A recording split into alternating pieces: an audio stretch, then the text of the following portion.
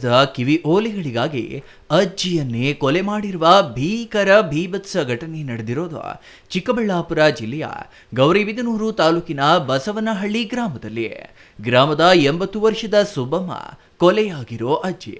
ಅಂದಹಾಗೆ ಮನೆಯಲ್ಲಿ ಯಾರೂ ಇಲ್ಲದ ವೇಳೆ ಮನೆಗೆ ನುಗ್ಗಿರೋ ಕಳ್ಳ ಅಜ್ಜಿಯ ತಲೆಗೆ ಬಲವಾಗಿ ಹೊಡೆದು ನಂತರ ಆಕೆಯ 2 ಕಿವಿಗಳನ್ನ ಕಟ್ ಮಾಡಿ ಕಿವಿಗಳಲ್ಲಿದ್ದ ಬಂಗಾರದ ಓಲೆಗಳನ್ನ ಕಳವು ಮಾಡಿಕೊಂಡು ಹೋಗಿದ್ದಾನೆ.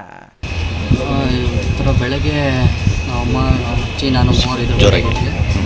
ಆಮೇಲೆ ನಮ್ಮ ಅಜ್ಜಿ ನಮ್ಮಮ್ಮ ಇಟ್ಕೊಂಡು 8 ಗಂಟೆ ಆ ಟೈಮಲ್ಲಿ ಕೆಲಸಕ್ಕೆ ಹೋಯ್ತು. ನಾನು ಸ್ನಾನ ಮಾಡ್ಕೊಂಡು ನಮ್ಮ ಅಜ್ಜಿ ಟಿಫನ್ ಮಾಡಿ ಬೆಳಗ್ಗೆ ನಮ್ಮ ಅಜ್ಜಿಗೆ ಹೇಳ್ಬಿಟ್ಟು ಈ ಥರ ಔಟ್ಸೈಡ್ ಹೋಗ್ಬಿಟ್ಟು ಬರ್ತೀನಿ ಅಂತ ಹೋದಾಗ ಸರಿ ಅಂದ್ಬಿಟ್ಟು ಔಟ್ಸೈಡ್ ಹೋದೆ. ಮತ್ತು ಮನೇಲಿ ಯಾರು ಇದ್ದಿಲ್ಲ ಸರ್, ಮನೆ ಪಕ್ಕದವ್ರು ಯಾರು ಇದ್ದಿಲ್ಲ. ಆ ಟೈಮಲ್ಲಿ ಮಧ್ಯಾಹ್ನ ಟೈಮಲ್ಲಿ ಒಂದು 3-3:30 ಟೈಮಲ್ಲಿ ಫೋನ್ ಬಂದು ಸರ್, ನಾನು ಔಟ್ಸೈಡ್ ಇದ್ದೆ, ಗೌರಿಬಿದನೂರಲ್ಲಿ.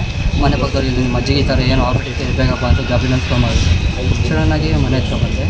ಮನೆ ಹತ್ರ ಬಂದಿದ್ದಾಗ ನೋಡಿದಾಗ ಆಂಬುಲೆನ್ಸ್ ಫೋನ್ ಮಾಡಿದ್ರು. ಫೋನ್ ಮಾಡಿದಾಗ ನಾನು ಆ ಕಾರಲ್ಲಿ ಒಂದು ಅರ್ಧ ಕರ್ಕೊಂಡು ಹೋಗಿದ್ದೆ. ಆ ಟೈಮಲ್ಲಿ ಆಂಬುಲೆನ್ಸ್ ಬಂತು. ಆಂಬುಲೆನ್ಸಲ್ಲಿ ಮತ್ತೆ ಗೌರ್ಮೆಂಟ್ ಹಾಸ್ಪಿಟಲ್ ಕರ್ಕೊಂಡೋಗಿ ಟ್ರೀಟ್ಮೆಂಟ್ ಎಲ್ಲ ನೋಡಿದ್ರು. ಸ್ವಲ್ಪ ಸೀರಿಯಸ್ ಕೇಸು ಇಲ್ಲ ಆಗಲ್ಲ, ಬೆಂಗಳೂರು ಕರ್ಕೊಂಡು ಹೋಗೋ ಟೈಮಲ್ಲಿ ಬ್ಲಡ್ ವಾಮಿಟ್ ಎಲ್ಲ ಸ್ವಲ್ಪ ಜಾಸ್ತಿ ಆಗ್ತದೆ. ಆ ಟೈಮಲ್ಲಿ ಯಲಹಂಕ ಟೈಮಲ್ಲಿ KK ಹಾಸ್ಪಿಟಲ್ ಅಂತ ಹೋಗ್ತಿದ್ದೆ. ಎಮರ್ಜೆನ್ಸಿ ಅಂದ್ಬಿಟ್ಟು ಹಾಸ್ಪಿಟಲ್ ಅಡ್ಮಿಟ್ ಮಾಡಿದ್ವಿ. ಅಲ್ಲಿ ಹೋಗಿದ್ದೆ ಒಂದು 5 ಮಿನಿಟ್ಸ್ಗೆಲ್ಲ ನಮ್ಮ ಮನೆಯಲ್ಲಿ 2 ಕಿವಿಗಳು ಕಿತ್ಕೊಂಡವ್ರು ಸರ್. 2 ಒಲೆ ಇತ್ತು, ಬಂಗಾರದ್ದು ಇವು 2 ಕಿವಿ ಒಲೆ ಇತ್ತು. 2 ಕಿವಿ ಒಲೆನೂ ಕಿತ್ಕೊಂಡಿದ್ದೆ. ಮತ್ತು ಲೆಫ್ಟ್ ಸೈಡ್ ತಲೆಗೆ ಜೋರಾಗಿ ಏನೋ ಹೇಳ್ಬಿಟ್ಟು ಅಜ್ಜಿ ಬೇರೆ ಒಬ್ಬಳೇ ಇದ್ಲು, ಮನೆ ಪಕ್ಕದವ್ರು ಯಾರೂ ಇಲ್ಲ ಅಂದ್ಬಿಟ್ಟು ಈ ಥರ. ಇನ್ನು ಎಂದಿನಂತೆ ಕೆಲಸಕ್ಕೆ ಹೋಗಿದ್ದ ಮಗಳು ಮನೆಗೆ ಬಂದಾಗ ಅಜ್ಜಿ ವಿಲವಿಲ ಅಂತ ಕೊನೆಯುಸಿರಿನಲ್ಲಿದ್ದಾಗ ಕೂಡಲೇ ಗೌರಿಬಿದನೂರು ಆಸ್ಪತ್ರೆಗೆ ಕರೆದುಕೊಂಡು ಬರಲಾಗಿದೆ. ಆದರೆ ಹೆಚ್ಚಿನ ಚಿಕಿತ್ಸೆಗೆ ಬೆಂಗಳೂರಿನ ಆಸ್ಪತ್ರೆಗೆ ಶಿಫ್ಟ್ ಮಾಡಿದ್ದ ಆಸ್ಪತ್ರೆಯಲ್ಲಿ ಅಜ್ಜಿ ತೀರಿಕೊಂಡಿದ್ದಾರೆ.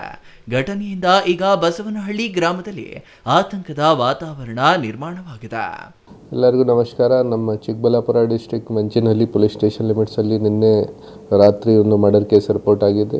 ನಮ್ಮ ಮಾಹಿತಿ ಪ್ರಕಾರ Manchenahalli police station limits Basavanahalli village, Tondebavi Hubli, ಅಲ್ಲಿ ಒಂದು ಮರ್ಡರ್ ರಿಪೋರ್ಟ್ ಆಗಿತ್ತು. ಬೇಸಿಕ್ಲಿ ಪರ್ಸನ್ದು ಡೆತ್ ಆಗಿದೆ ಈವ್ನಿಂಗ್ ಟ್ರೀಟ್ಮೆಂಟ್ ಟೈಮಲ್ಲಿ ಬೆಂಗಳೂರಲ್ಲಿ. ಆಮೇಲೆ ನಮಗೆ ಮಾಹಿತಿ ಬಂತು. ಫ್ಯಾಮಿಲಿದು ಕಂಪ್ಲೇಂಟ್ ಪ್ರಕಾರ ಈ ಯಾರು ಡಿಸೀಸ್ ಲೇಡಿ ಯಾರು ಇದ್ದಾರೆ ಅವರ ಹೆಸರು ಸುಬ್ಬಮ್ಮ, ಅರೌಂಡ್ 80 years ಏಜ್. ಕಂಪ್ಲೇನೆಂಟ್ದು ಗ್ರ್ಯಾಂಡ್ ಮದರ್, ಅವರು ಅಜ್ಜಿ ಇದ್ದಾರೆ.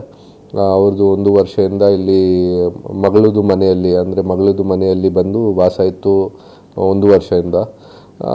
ಅವರು ನಾರ್ಮಲ್ ಆಗಿ ಮನೆಯಲ್ಲಿ ಎಷ್ಟು ಜನ ಇದ್ದಾರೆ ಅವರು ಎಲ್ಲರೂ ಗಾರೆ ಕೆಲಸ, ಕೂಲಿ ಕೆಲಸಕ್ಕೆ ಪ್ರತಿದಿನ ಹೋಗ್ತಾರೆ. ಮನೆಯಲ್ಲಿ ಯಾರೂ ಇರಲ್ಲ, ಈ ಅಜ್ಜಿ ಒಬ್ಬರೇ ಇರ್ತಾರೆ ಮನೆಯಲ್ಲಿ. ಸೊ ನಿನ್ನೆ ಕೂಡ ಅದೇ ರೀತಿ ಮನೆಯದವರು ಎಲ್ಲರೂ ಕೆಲಸ ಮಾಡೋಕ್ಕೆ ಆಚೆ ಹೋಗಿದ್ದಾರೆ. ಆ ಟೈಮ್ಗೆ ಇವರದ್ದು ಮಗಳು ಕೆಲಸ ಮುಗಿಸ್ಕೊಂಡು ಮಧ್ಯಾಹ್ನ ಯಾವಾಗ 3 ಗಂಟೆಗೆ ಹೋಗಿದ್ದಾರೆ ಮನೆಯಲ್ಲಿ. ಆ ಟೈಮ್ಗೆ ನೋಡಿದ್ದಾರೆ ಇವರಿಗೆ ತುಂಬ ಹೇಟ್ ಆಗಿದೆ, ಕ್ರಿಟಿಕಲ್ ಇಂಜರೀಸ್ ಆಗಿದೆ, ತಲೆಯಿಂದ ರಕ್ತ ಬರ್ತಾ ಇದೆ. ಮತ್ತು ಕಿವಿ ಹೊಳೆ ಕಿತ್ಕೊಂಡು ಹೋಗಿದ್ದಾರೆ. ಈ ಥರ ಇಯರ್ಸ್ ಮೇಲೆ ಕೂಡ ಇಂಜರಿ ಇದೆ, ಕಿವಿ ಮೇಲೆ ಕೂಡ ಇಂಜರಿ ಇದೆ.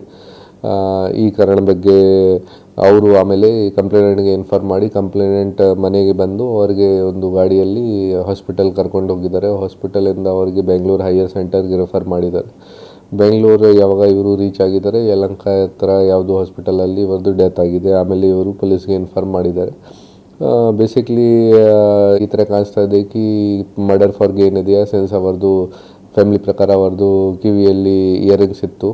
ಆ ಇಯರಿಂಗ್ಸ್ ಈಗ ಸಿಗ್ತಾ ಇಲ್ಲ, ಮತ್ತು ಇಯರ್ಸ್ ಮೇಲೆ ಇಂಜರಿ ಕೂಡ ಇದೆ. ಈ ಕಾರಣ ಬಗ್ಗೆ ಅವ್ರ ಪ್ರಕಾರ ಯಾರು ಕಿವಿ ಒಳ್ಳೆ ಕಿತ್ಕೊಂಡು ಹೋಗಿದ್ದಾರೆ ಮತ್ತು ಅವರಿಗೆ ಈ ಥರ ಇಂಜರ್ ಮಾಡಿ ಸಾಯಿಸಿದ್ದಾರೆ. ಸೊ ಆ ವಿಚಾರ ಬಗ್ಗೆ ನಾವು ಒಂದು ಮರ್ಡರ್ ಕೇಸ್ ರಿಜಿಸ್ಟರ್ ಮಾಡಿದ್ದೀವಿ, ಮಾಹಿತಿ ಕಲೆಕ್ಟ್ ಮಾಡ್ತಾ ಇದ್ದೀವಿ. ಫ್ಯಾಮಿಲಿದವ್ರಿಗೆ ಯಾರ ಮೇಲೆ ಅಂದರೆ ಯಾರ ಜೊತೆ ಅವ್ರದ್ದು ಎನಿಮಿಟಿ ಇಲ್ಲ, ಯಾರ ಮೇಲೆ ಅವ್ರಿಗೆ ಡೌಟ್ ಇಲ್ಲ. ಸೊ ಅನ್ನೋನ್ ಪರ್ಸನ್ಸ್ ಮೇಲೆ ಅವರು ಕೊಟ್ಟಿದ್ದಾರೆ, ಅದನ್ನು ನಾವು ಪರಿಶೀಲನೆ ಮಾಡ್ತಾ ಇದ್ದೀವಿ. ಇದನ್ನು ಬೇಗ ಸಾಲ್ವ್ ಮಾಡಿ ನಾವು ಆರೋಪಿಗೆ ಸಸ್ಪಿಷನ್ ಫ್ಯಾಮಿಲಿದವರು ಯಾರ ಮೇಲೆ ಕೊಡಲಿಲ್ಲ. ಸೊ ಅನ್ನೋನ್ ಪರ್ಸನ್ಸ್ ಮೇಲೆ ಕೊಟ್ಟಿದ್ದಾರೆ. ಪೊಲೀಸ್ ಈಗ ಮಾಹಿತಿ ಕಲೆಕ್ಟ್ ಮಾಡ್ತಾ ಇದ್ದಾರೆ, ಎಲ್ಲ ಕ್ಯಾಮ್ರಾಸ್ ಚೆಕ್ ಮಾಡ್ತಾ ಇದ್ದಾರೆ, ಟೆಕ್ನಿಕಲ್ ಅನಾಲಿಸಿಸ್ ಮಾಡ್ತಾ ಇದ್ದಾರೆ. ಯಾರ ಮೇಲೆ ನಮಗೆ ಡೌಟ್ ಬರುತ್ತೆ ಅವ್ರಿಗೆ ಇಂಟರೋಗೇಷನ್ ಮಾಡ್ತೀವಿ ನಾವು. ಇನ್ನು ಮಂಚೇನಹಳ್ಳಿ ಪೊಲೀಸ್ ಠಾಣಾ ವ್ಯಾಪ್ತಿಯಲ್ಲಿ ಘಟನೆ ನಡೆದಿದ್ದ ವಿಚಾರ ತಿಳಿದು ಎಸ್ಪಿ ಹಾಗೂ ಎಎಸ್ಪಿ ಘಟನಾ ಸ್ಥಳಕ್ಕೆ ಭೇಟಿ ನೀಡಿ ಪರಿಶೀಲನೆ ನಡೆಸಿದ್ದಾರೆ. ಕೊಲೆಗಾರರ ಪತ್ತೆಗೆ ಸುತ್ತಮುತ್ತಲ ರಸ್ತೆಗಳ ಸಿಸಿಟಿವಿಗಳ ಪರಿಶೀಲನೆಯಲ್ಲಿ ಪೊಲೀಸರು ತೊಡಗಿದ್ದಾರೆ. Thoudanahalli Ramesh, CTV news, Chikkaballapur.